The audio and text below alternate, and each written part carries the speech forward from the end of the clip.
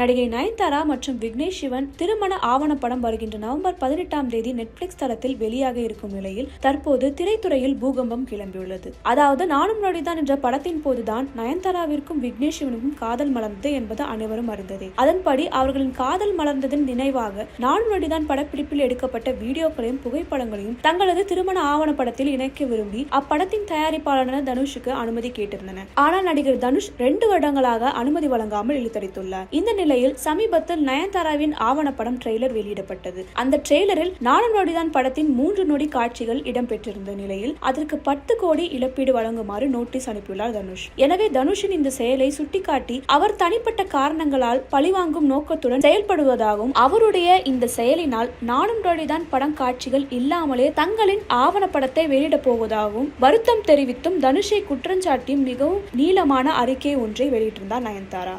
இந்த அறிக்கை வெளியான பின்பு சமூக வலைதளத்தில் இதுதான் தலைப்பு செய்தியாக இருந்து வருகிறது. ஏனென்றால் தனுஷுக்கு எதிராக நயன்தாரா வெளியிட்ட அறிக்கையில் நடிகர் தனுஷ் ரசிகர்கள் முன்பு முகமுடி அணிந்து திரிவதாகவும் அவர் பல விழாக்களில் ரசிகர்கள் முன்பு பேசும் வார்த்தையை தனது வாழ்க்கையிலும் கடைபிடிக்க வேண்டும் எனும் நயன்தாரா குறிப்பிட்டிருந்தார். தனுஷுக்கு எதிராக நயன்தாரா ஒரு ஜெர்மன் சொல்லை குறிப்பிட்டிருந்தார். இவ்வாறு பல விஷயங்களை சுட்டிக்காட்டி தனுஷை சாடியிருந்தார் நயன்தாரா. அதில் ஒன்றுதான் ஷாடன்ஃப்ரைடா என்ற ஜெர்மன் சொல். அதாவது நயன்தாரா குறிப்பிட்டிருந்த இந்த ஷாடன்ஃப்ரைடா என்ற ஜெர்மன் சொல்லை உங்களுக்கு அறிமுகப்படுத்துகிறேன்.